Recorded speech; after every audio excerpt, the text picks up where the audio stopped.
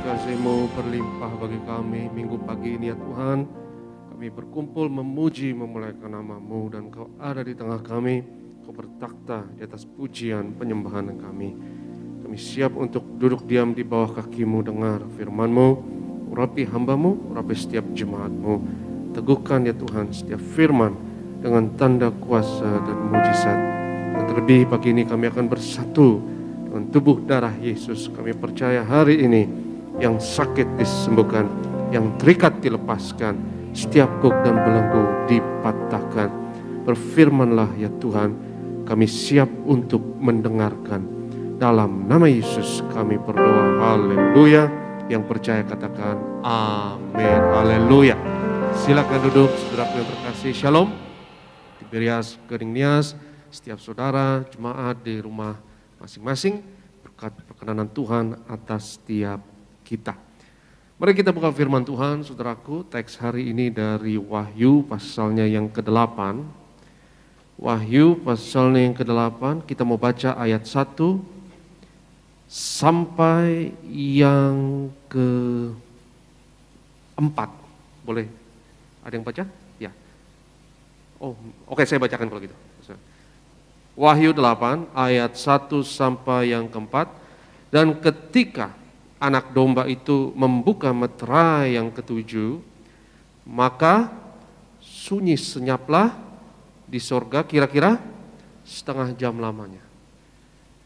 Sunyi senyap surga setengah jam lamanya.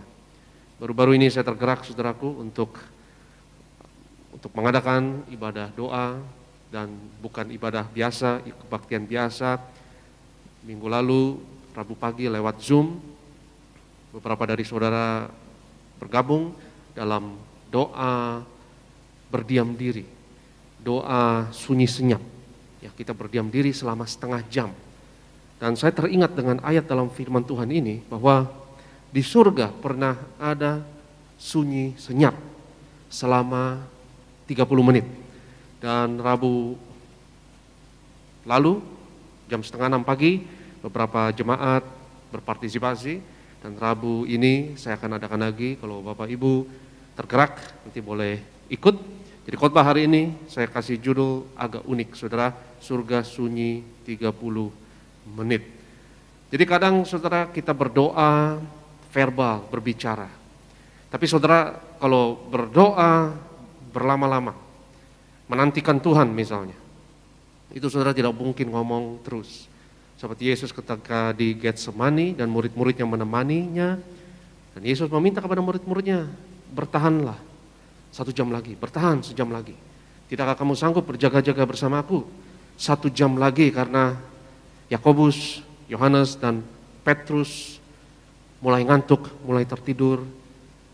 Kalau saudara berjaga-jaga berlama-lama menantikan Tuhan, atau seperti ketika Yesus misalnya 40 hari, 40 malam, misalnya doa puasa, kadang baik bagi kita, saudara, untuk berdoa, berdiam diri.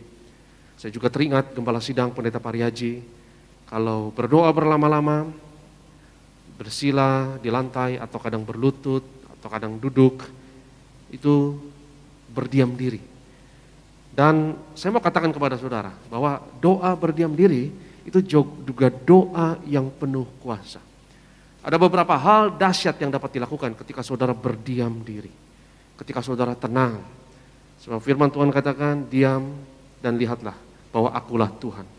Karena ketika kita diam, itu bukan diam cuek, bukan diam masa bodoh, bukan diam menyerah atau pasif, tapi diamnya kita itu diam aktif.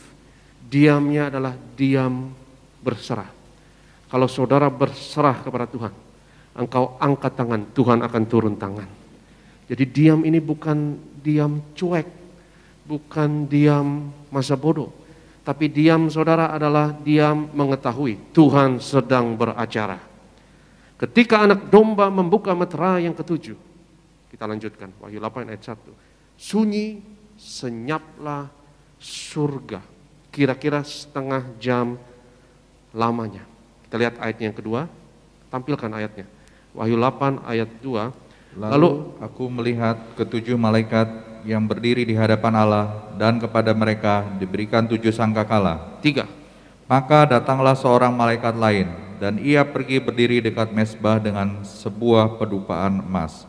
Dan kepadanya diberikan banyak kemenyan untuk dipersembahkannya bersama-sama dengan doa semua orang kudus di atas mezbah emas di hadapan tahta itu. Ayat 4. Maka naiklah asap kemenyan bersama-sama dengan doa orang-orang kudus itu dari tangan malaikat itu ke hadapan Allah. Katakan bersama saya, doa orang kudus. Ya, sunyi senyap surga selama setengah jam. Ketika kita diam, saudara, ketika kita berserah, Tuhan sedang beracara. Ketika kita berserah, kita menantikan Tuhan, Tuhan sedang bekerja. Ketika kita tenang dalam hadirat Tuhan, maka ada kuasa yang luar biasa. Lagi-lagi saudaraku, diam ini bukan diam cuek, bukan diam masa bodoh, bukan diam menyerah. Kadang-kadang hal yang paling sulit yang manusia dapat lakukan adalah nggak ngapa-ngapain. Tapi nggak ngapa-ngapainnya ini nggak ngapa-ngapain yang sadar bahwa tangan kita terbatas, dan kita butuh tangan Tuhan, dan kita berserah kepada Tuhan. Karena kalau kita ngapa-ngapain, seringkali kita lebih merusak, saudara, daripada mengobati. Ketika kita intervensi, seringkali solusi yang kita berikan itu lebih parah dari masalah tersebut. Seperti ketika Yesus memberikan perumpamaan lalang di antara gandum. Tuhan yang baik menabur benih yang baik, ada musuh yang menabur benih yang jahat. Lalu tumbuhlah lalang di antara gandum. Hamba-hamba memberikan saran, kita cabut saja lalangnya. Kadang kita mau ambil jalan tikus, kita mau ambil jalan pintas. Kita pikir intervensi itu harus dilakukan. Tetapi Tuhan itu berkata kepada hambanya, jangan cabut lalang di antara gandum. Karena kalau you cabut lalang di antara gandum, malah ngerusak seluruh ladang. Engkau bisa cabut lalangnya beberapa, tapi juga gandumnya juga kecabut. Ya, seperti misalnya kemoterapi, ya. Karena kita belum punya solusi yang baik banget ya untuk kanker. Ya, kemoterapi itu menghancurkan sel kanker, tapi juga menghancurkan sel yang baik. Dan dosis yang terlalu besar akan bahaya. Dan kita belum punya solusi yang baik, yang tepat. Sejak adanya COVID ini, ada info mengenai terobosan saudaraku di bidang pengobatan kanker, dan saya berharap semoga ya terutama dengan vaksin-vaksin sintetik seperti Pfizer dan Moderna ditemukan, dan itu katanya ada implikasi untuk terobosan di bidang kanker, dan semoga ada solusi yang lebih bagus untuk itu. Karena kemoterapi itu seperti mencabut gandum bersama dengan lalangnya. You mau hancurkan sel jahat, tapi juga you hancurkan sel yang baik. Dan ujung-ujungnya you hancurkan semuanya. Ujung-ujungnya justru lebih memperparah masalah daripada merupakan solusi. Itu kenapa saudaraku, kadang kita butuh untuk serahkan kepada Tuhan. Ketika saudara diam, Tuhan sedang bekerja. Ketika saudara diam, Tuhan turun tangan. Ketika kita diam, maka ada kuasa yang besar yang Tuhan curahkan bagi kita. Kenapa? Surga sunyi senyap. Sunyi senyap ini menghormati Tuhan beracara. Dan ada baiknya saudaraku, ya, kita berdiam diri, kita menantikan Tuhan. Alkitab katakan bahwa orang yang menantikan Tuhan tidak akan pernah kekurangan kekuatan baru. Orang yang menantikan Tuhan, masa mudanya Tuhan akan pulihkan. Seperti burung raja wali. Orang yang menantikan Tuhan, dengan kata lain, nggak ada matinya. Saya katakan sekali lagi, orang yang menantikan Tuhan nggak ada Gak ada matinya. Yesaya 41 mengatakan bahwa mereka yang menantikan Tuhan akan seperti burung Raja Wali. Masa mudanya itu akan dipulihkan. Gak ada matinya. Berjalan tiada lelah dan berlari tiada lelah. Kalau kita menantikan Tuhan, saudaraku, dan kita selalu charge diri kita dalam hadirat Tuhan, dan kadang dengan berdiam diri, maka kita akan selalu dapatkan kekuatan baru. Karena kita terlalu kadang bergantung kepada kekuatan manusia. Dan adalah sangat manusiawi, manusia banget. Kalau kita berikan suatu solusi, tindakan, intervensi yang justru lebih memperparah masalah tersebut. Itu manusia banget. Kadang kita butuh hikmat sebelum kita lakukan tindakan apapun, intervensi apapun. Kalau saudara merasa ada lalang yang harus dicabut dalam hidupmu, engkau tahu ini nggak benar, engkau tahu ini salah, dan harus ada tindakan. Kadang nggak bijak saudara, mencabut lalang terlalu cepat. Kita harus tunggu dengan hikmat Tuhan dan tidak emosional. Kadang mencabut lalang adalah hal yang terburuk yang dapat engkau lakukan. Karena ketika engkau cabut lalang, kau juga cabut juga gandumnya. Banyak sekali tindakan kita, dan ini sangat manusia, saya yakin saudara, yang saudara pikir ini dapat selesaikan masalah. Tapi engkau lakukan terburu-buru, engkau lakukan terlalu cepat, engkau tidak sabar, engkau tidak nantikan Tuhan. Dan kadang kita sok pahlawan, yang mencabut lalang di antara gandum itu sok pahlawan, ya, atau sok jago. Kita pikir kita harus berantas ini. Tapi justru solusi yang kau lakukan justru makin memperparah masalah. Adalah baik menantikan Tuhan dan berdiam diri dalam hadirat Tuhan. Surga sunyi, senyap selama 30 menit. Karena menghormati apa yang akan dilakukan oleh anak domba ini. Ketika saudara diam, mari percaya, surga beracara. Ketika engkau diam dan menantikan Tuhan, ada kuasa yang besar. Kenapa kita perlu berdoa dan berjaga-jaga? Dan saya suka dalam bahasa Inggrisnya watch and pray. Watch and pray. Watch artinya melihat, ya, ngelihat. Berjaga-jaga itu watch, seperti satpam yang berjaga-jaga, ya. Dia sadar, dia melek terus, melek. Ya, jangan tertidur. Tapi berjaga-jaga. You harus melek. Berjaga-jaga artinya you harus siap. Berjaga-jaga artinya memperhatikan. Katakan bersama saya, memperhatikan. Dan kenapa kita harus memperhatikan? Coba kita lihat firman Tuhan, Wahyu 4 ayatnya yang ke-6. Wahyu 4 ayatnya yang ke-6. Dan di hadapan takhta itu ada lautan kaca bagaikan kristal. Di tengah-tengah takhta itu dan di sekelilingnya ada 4 makhluk penuh dengan apa? Dengan mata. Di sebelah muka dan di sebelah belakang.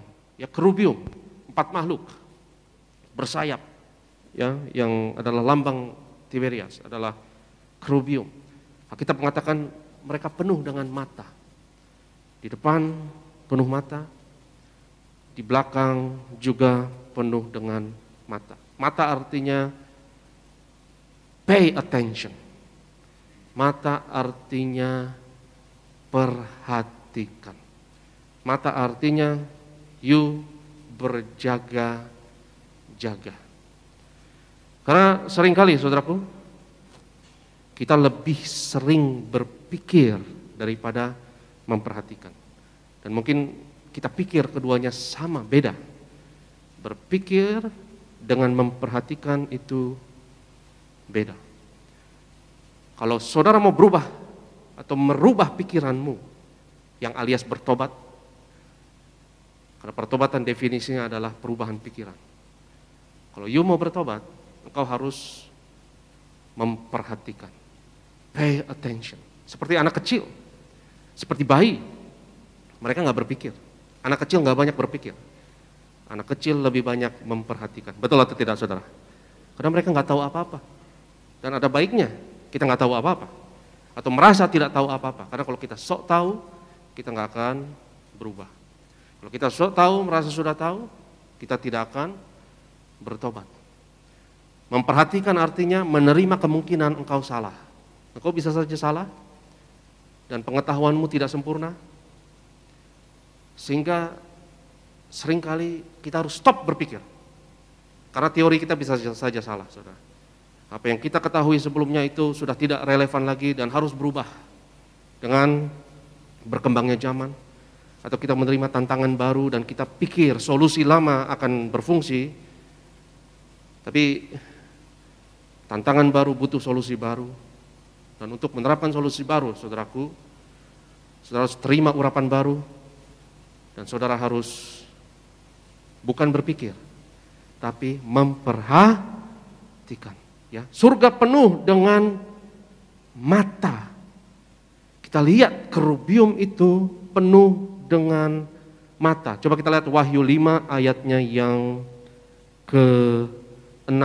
Kita lihat anak domba juga penuh dengan mata. Wahyu 5 ayatnya yang ke-6. Maka aku melihat di tengah-tengah takhta dan keempat makhluk itu, dan di tengah-tengah tua-tua itu berdiri seekor anak domba seperti telah disembelih, bertanduk 7 dan bermata 7. Itulah ketujuh roh Allah yang diutus ke seluruh bumi. Saya berani katakan ini, saudara, bahwa memperhatikan itu lebih dahsyat daripada berpikir. Ya, jangan sering-sering berpikir, tapi lebih sering memperhatikan. Karena yang engkau pikir, teorimu yang lama seringkali salah, dan kita seringkali sok tahu. Kita sok tahu mengenai istri kita, suami kita. Ya, istri saya orangnya begini. Lu tahu dari mana? Suami saya orangnya kayak begini. Lu tahu dari mana? Anak saya orangnya kayak begini. Lu tahu dari mana? Dan kadang kita yakin dan kita sudah punya teori. Dia orangnya seperti ini. Dan kita sok tahu. Dan ketika kita lakukan sesuatu, saudara, justru makin hancur, ya, makin amburadul. Artinya, you harus stop berpikir. Tapi diam, observasi, lihat. Ya. Ketika saudara menghadapi masalah, seringkali jangan banyak mikir. Tapi diam, mata harus bekerja, bukan otak. Ya. Mata bukan apa? Bukan otak. Ya, kadang kita terlalu pakai otak. Jangan pakai otak, pakai mata. Ya. Perhatikan, lihat, dan belajar hal yang baru. Bikin teori yang baru dari apa yang kau perhatikan itu, ya. Karena teori kita itu buang. Saya perhatikan. Kalau saudara mau baca Alkitab dan mendapat pewahyuan yang baru, buang hal yang engkau rasa engkau sudah mengerti. Dan belajar seperti bayi, belajar seperti anak kecil. Lihat saja, perhatikan. Saya nggak tahu apa-apa, saya mau belajar hal yang baru, saya mau dapat pewahyuan yang baru, hal yang lama nggak cukup buat saya. Apa yang saya tahu kemarin nggak cukup buat saya. Dan saudara datang dengan rendah hati. Kalau engkau memperhatikan, saya berani katakan, memperhatikan lebih powerful, lebih dahsyat, lebih keren daripada berpikir. Hal-hal yang dahsyat engkau akan dapat, terobosan-terobosan engkau akan dapat ketika engkau berdiam diri dan memperhatikan. Yang setuju katakan amin. Dan kadang kita harus berani hancurkan teori yang lama. Status quo yang lama, apa yang kita percayai, kadang itu jadi berhala bagi kita, saudara. Teori yang lama itu jadi lembu emas buat kita. Itu jadi berhala, lembu emas di zaman Musa yang harus dihancurkan. Seperti Albert Einstein menemukan teori relativitas misalnya. Dan di dalam fisika itu ada satu lembu emas yang mengatakan bahwa waktu itu absolut dan jarak itu absolut.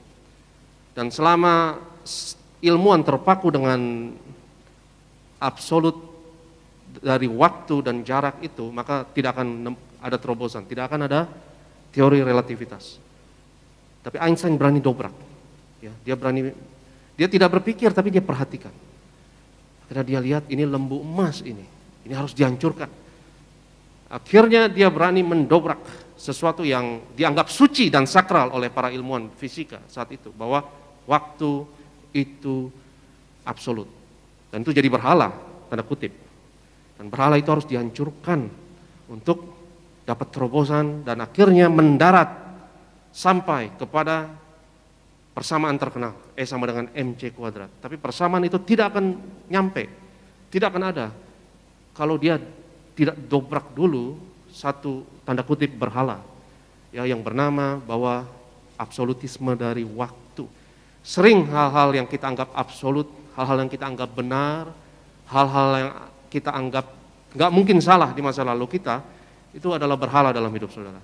Itu adalah lembu emas dalam hidup kita yang harus kita hancurkan. Yang setuju katakan amin. Itu kenapa saudaraku, kadang kita harus diam. Dan ada kuasa ketika engkau memperhatikan. Yang percaya katakan amin. Ada kuasa yang besar ketika engkau diam, gak usah mikir apa-apa, pay attention, ya, lihat saja. Seperti anak kecil. Anak kecil tuh kalau belajar cepat banget, betul gak saudara? Betul gak? Anak kecil kalau belajar sesuatu, misalnya belajar bahasa, ya, anak kecil nggak ngerti grammar, anak kecil nggak ngerti tata bahasa, mereka nggak ngerti, mereka hanya perhatikan dan cepat menyerap, cepat belajar. Kita orang dewasa, kita lebih lambat untuk belajar. Kenapa? Karena kita kurang memperhatikan, kita lebih berpikir, kita lebih sadar akan grammarnya, misalnya belajar bahasa, ya tata bahasanya begini, harus begitu. Kita terlalu peduli dengan tata bahasa dan kita terlalu banyak berpikir dan kemajuan justru sulit dicapai. Itu kenapa saya yakin saudara harus seperti anak kecil untuk masuk kerajaan surga. Seperti yang Yesus katakan. Seperti anak kecil, diam, tenang, dan perhatikan. Banyak sekali ayat Alkitab mengenai perhatikan, ya. Perhatikan firman Tuhan, perhatikanlah perkataanku, Tuhan katakan di kitab Amsal. Banyak sekali Yesus katakan dalam ayat Alkitab, berjaga-jaga, ya. Berjaga-jaga artinya you nggak di zona nyaman. Karena kalau engkau berpikir, kau berada di zona nyaman. Dan saya tidak mengatakan bahwa kita nggak boleh berpikir, kita harus berpikir juga, tentu berpikir itu baik, tapi dengan catatan. Apa yang kau pikirkan harus benar.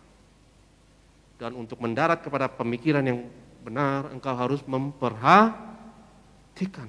Dan ini adalah proses yang tiada henti, saudara. Berubah pikiran terus. Saudara harus merubah, saudara harus bertobat. Saudara harus identifikasi dengan Tuhan, Juru Selamat yang mati dan bangkit. Ya, kita harus mati dan bangkit setiap saat. Kita harus diperbaharui setiap saat. Dan untuk mendapat pemikiran yang baru, dibaharui tersebut, engkau harus memperhatikan, berjaga-jaga, ya, observasi, lihat, dan rendahkan diri, berjaga-jaga, dan perhatikan.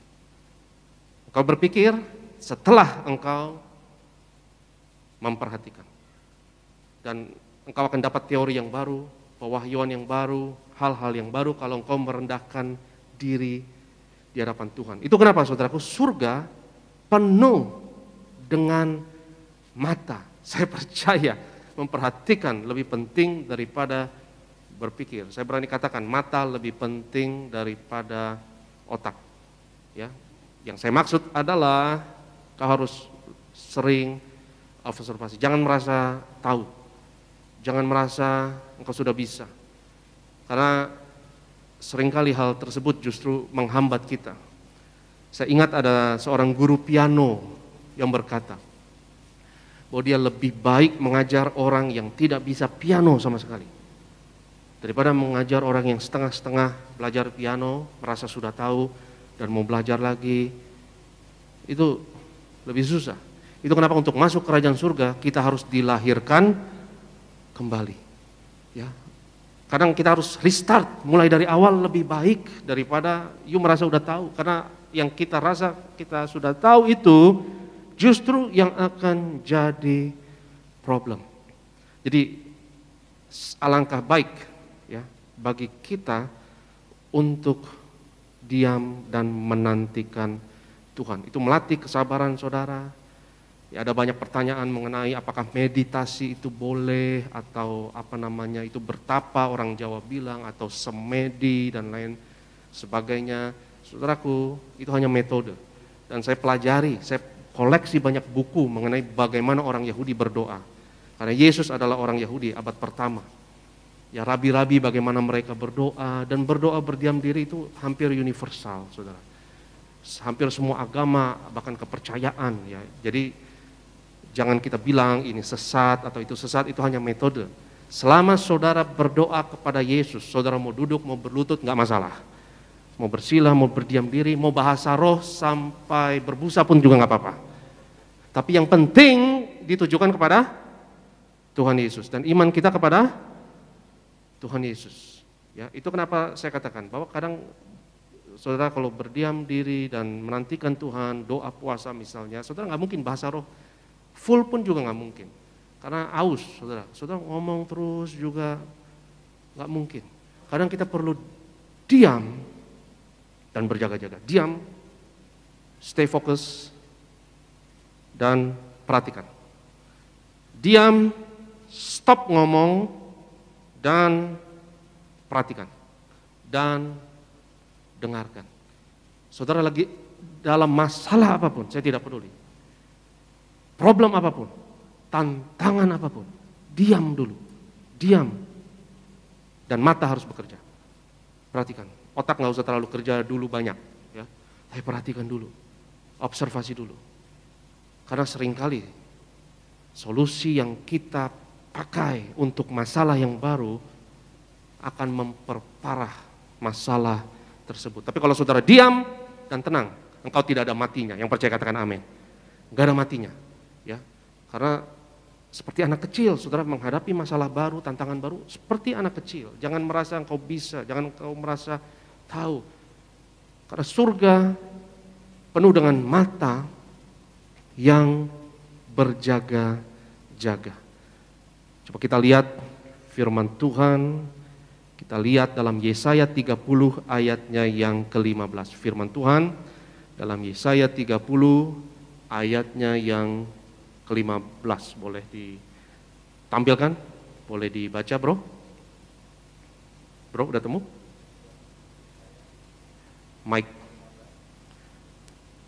Mic-nya tolong diaktifkan, mic-nya David. Ya, Yesaya 30 ayat yang ke-15. Oke, saya baca bro. Oke, udah Kak. Oke. Sebab beginilah firman Tuhan Allah yang Maha Kudus, Allah Israel. Dengan bertobat dan tinggal diam. Dengan bertobat dan tinggal diam. saudara harus tobat dan apa? Tinggal diam. Lanjut. Kamu akan diselamatkan. Kamu akan diselamatkan. Ya, tobat dan tinggal. Bertobat artinya rubah pikiran. Itu artinya pertobatan. Ya, pertobatan metanoia. Artinya engkau perbaharui bagaimana engkau berpikir. Bertobat bukan berarti engkau stop lakukan ini, stop lakukan itu. Tapi pertobatan pada esensinya artinya engkau rubah cara berpikir. Dan kalau engkau mau rubah cara berpikir, saudara, dan engkau mau buang teori yang lama, cara berpikir yang lama, engkau harus pay attention, engkau harus perhatikan.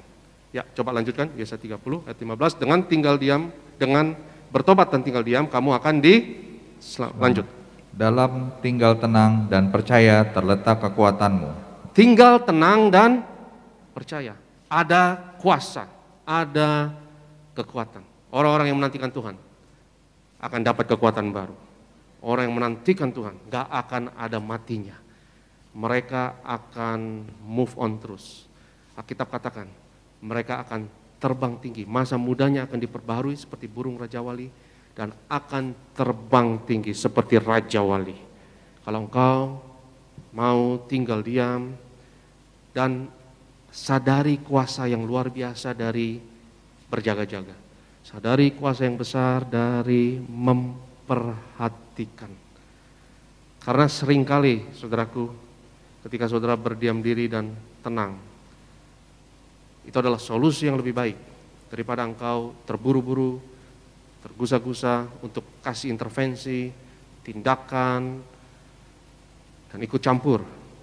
Kadang kita lebih baik berdiam diri dan serahkan kepada Tuhan. Kita lihat firman Tuhan Mazmur 46.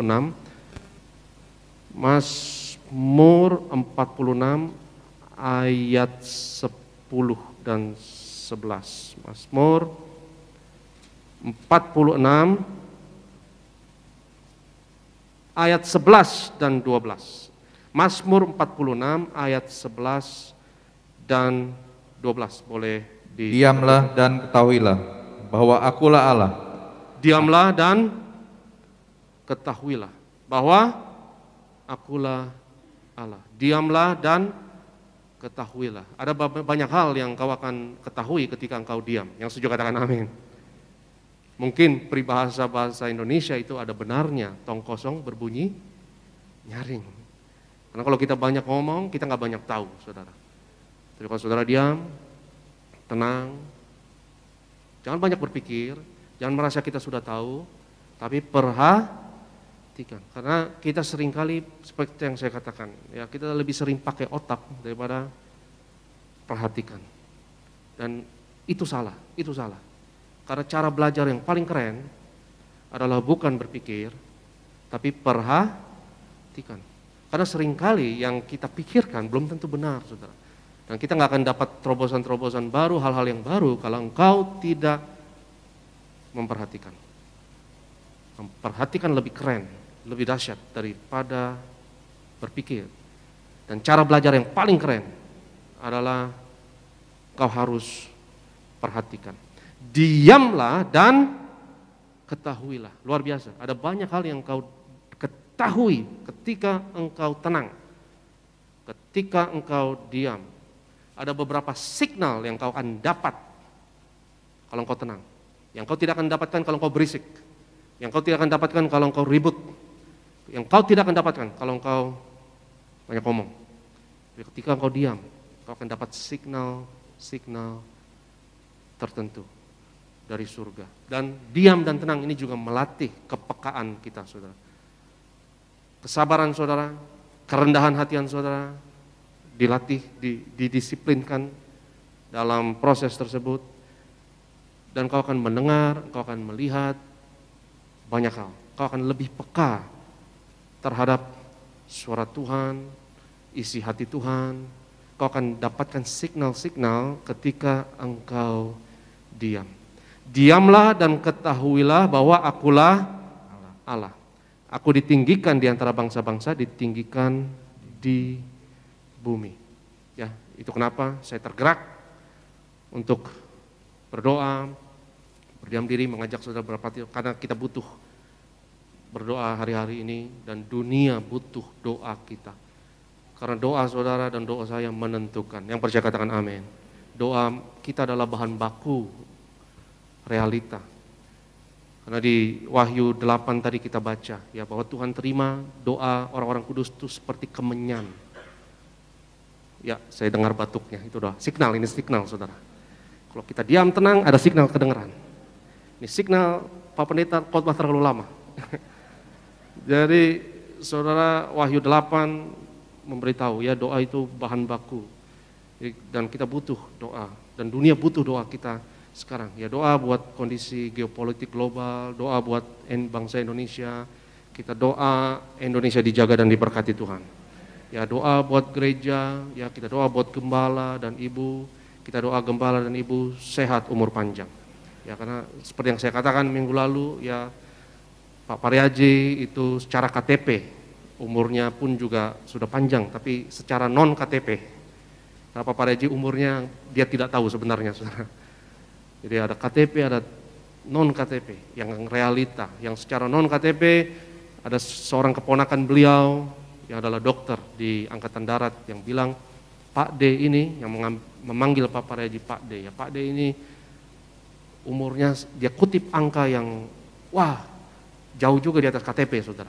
Tapi kita percaya Pak Paryaji diberkati Tuhan. Ya kita tetap doa, sehat, umur panjang. Saya tutup dengan ini. Kalau saudara ke ruang pelataran, berisik ruang pelataran. Ke ruang kudus, lebih tenang, tapi masih ada suara dikit.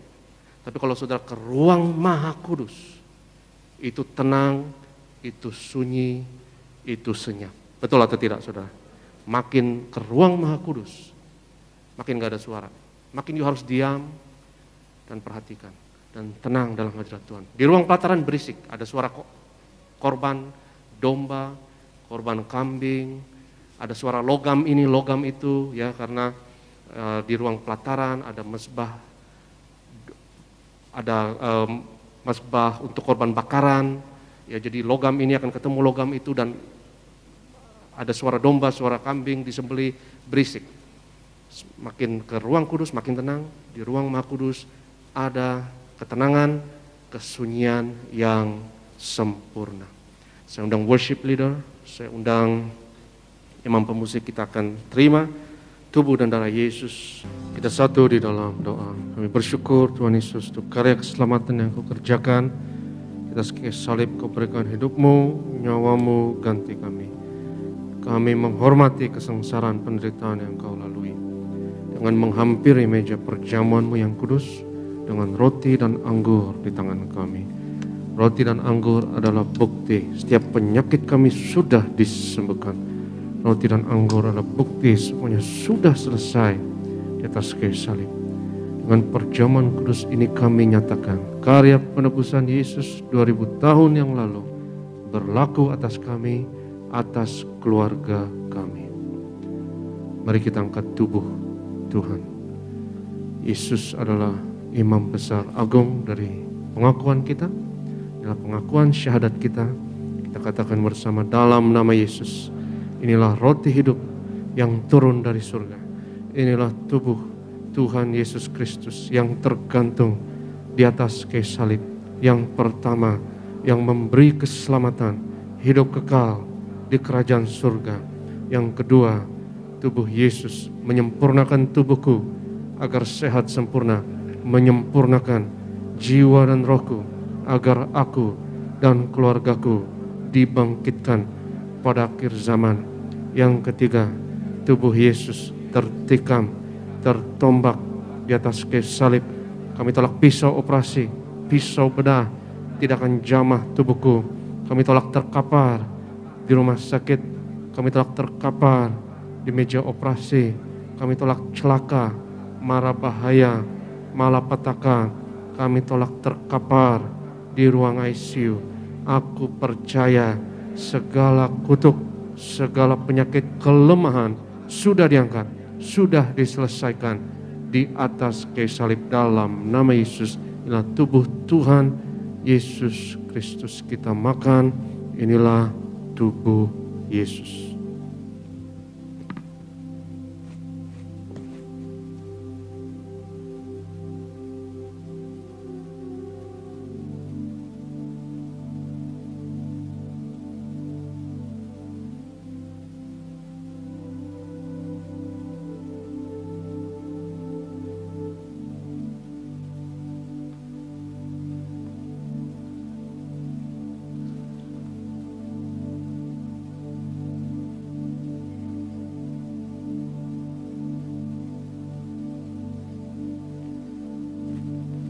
Setelah itu Yesus mengangkat cawan, mengucap syukur atasnya, seraya berkata, ambillah dan minumlah.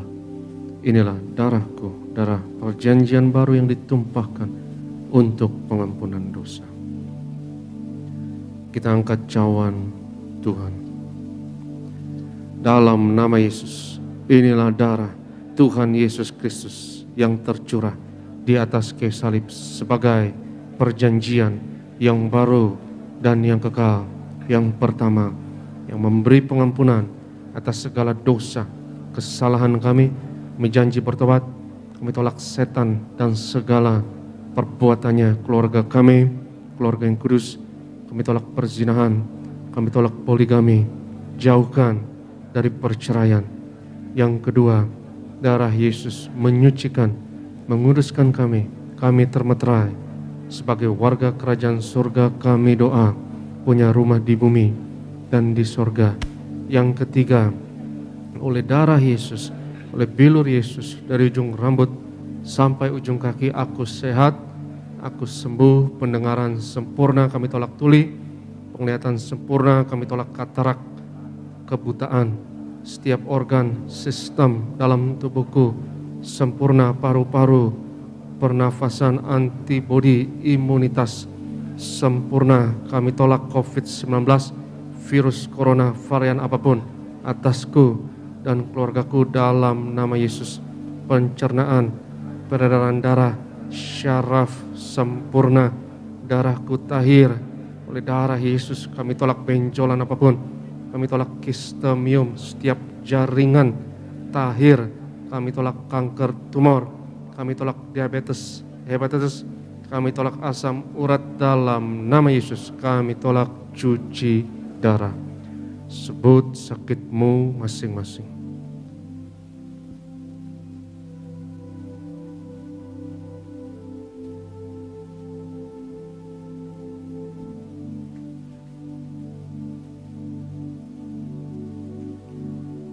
Tuhan Yesus yang mengajarkan kepada gembala sidang gereja Tiberias, oh perjamuan kudus ini lebih dari roti mana. Bangsa Israel 40 tahun di padang gurun dengan roti mana, makan tidur diberkati tidak kekurangan, kasut jubah tidak rusak selalu baru. Dengan perjamuan kudus ini berkat kami lebih dari roti mana.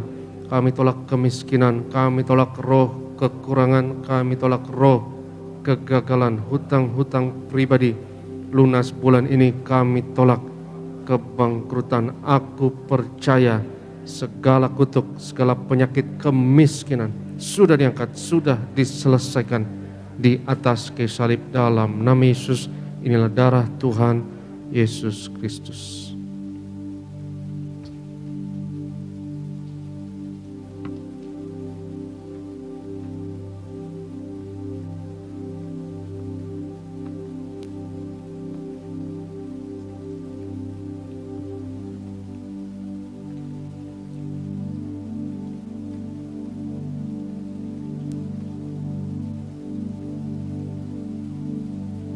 Firman Tuhan berkata, di mana 2-3 orang sepakat percaya, apa yang diikat di bumi diikat di surga, apa yang dilepaskan di bumi dilepaskan di surga. Kita sama-sama, kita sepakat, kita berdoa untuk minyak urapan ini. Kita angkat minyak urapan ini, sama-sama kita katakan dalam nama Bapa, Anak dan Roh Kudus, dalam nama Tuhan Yesus Kristus. Ialah minyak urapan yang kudus untuk memuliakan Allah dan manusia.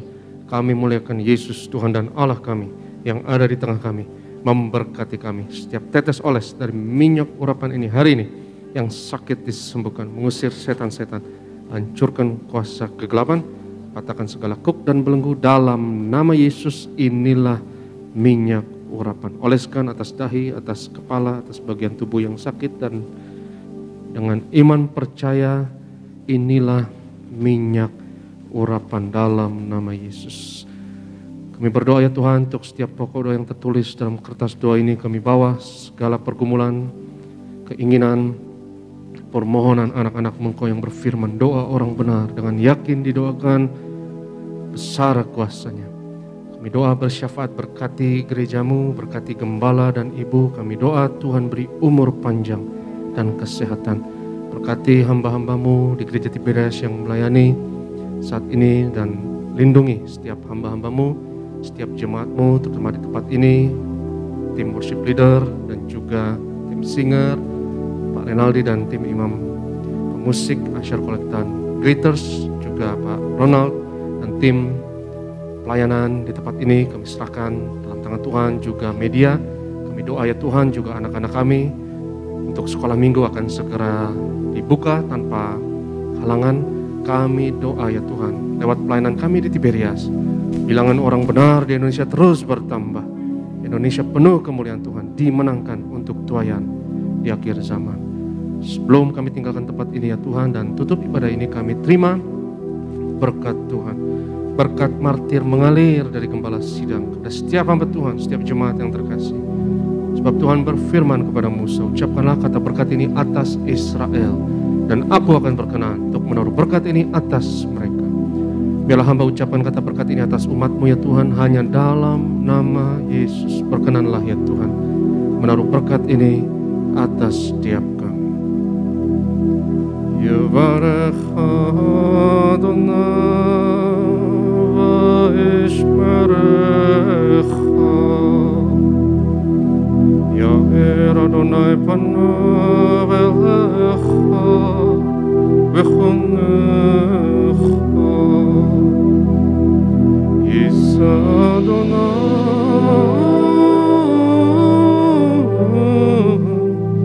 panav elecha, Yashem necha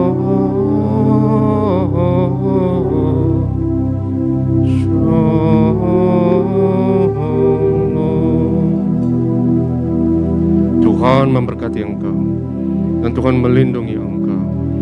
Tuhan menyinarkan wajahnya atasmu dan memberi kepadamu kasih anugerah.